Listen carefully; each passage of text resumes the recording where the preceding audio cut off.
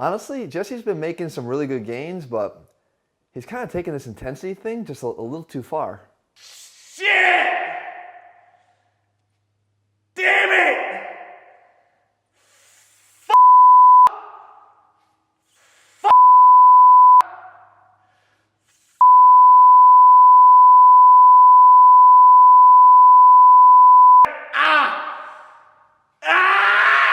It's honestly starting to freak me out.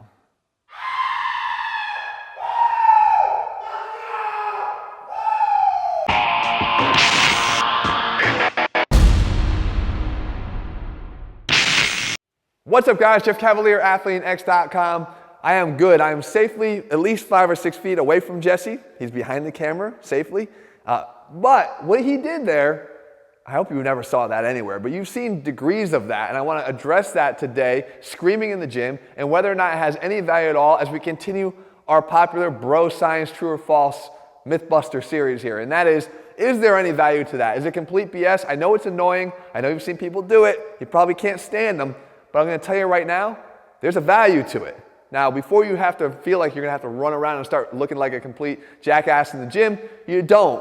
But here's the benefits of it. Firstly, the first thing that actually does is it actually activates the autonomic nervous system, the fight or flight system.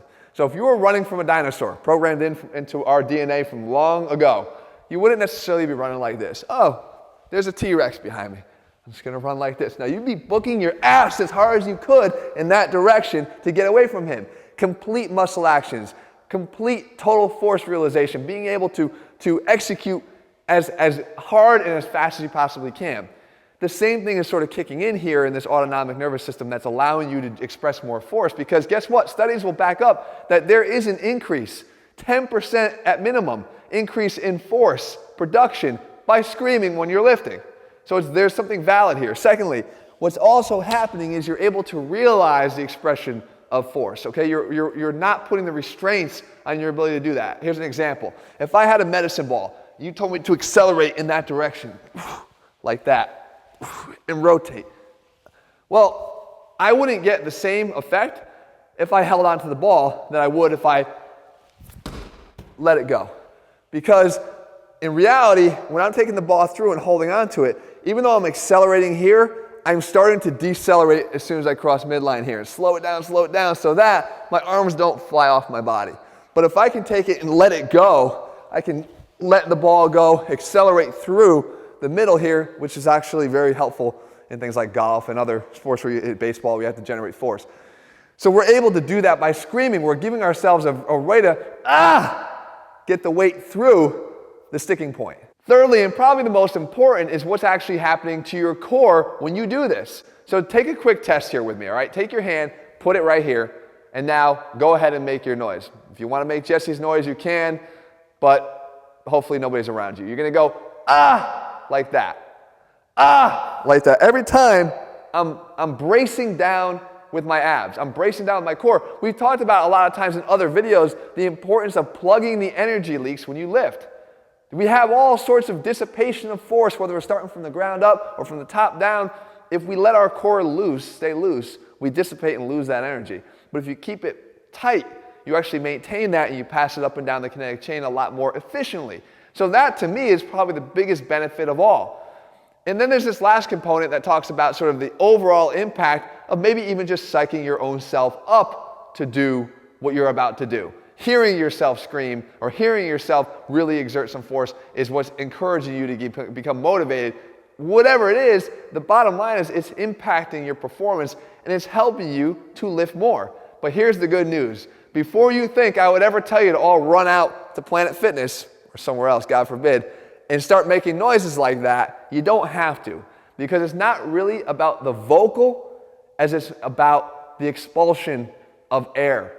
So yes, there is an expulsion of air where you go, and do that. But that's not what's actually necessary. And you even see it when tennis players, are serving, right? If someone had the back to you, you wouldn't know if you were watching the US Open or porn because you just can't really tell. They're screaming, but it's beneficial. What you need to do is just expel the air. So you can,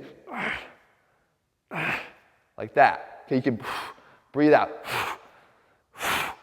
as you curl up. That's all that's necessary. And you don't need to do it on rep 1, 2, 3, 4, 5. You do it when it matters. You do it on the last few reps of whatever rep range you're working in, where it works, where it's your most challenging.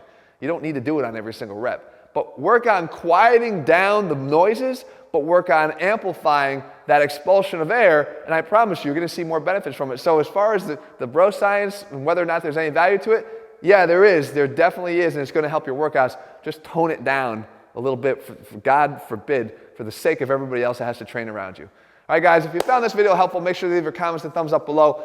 If you like the Bro Science series and you want me to continue covering we have lots of them. There's a lot more tips to go through.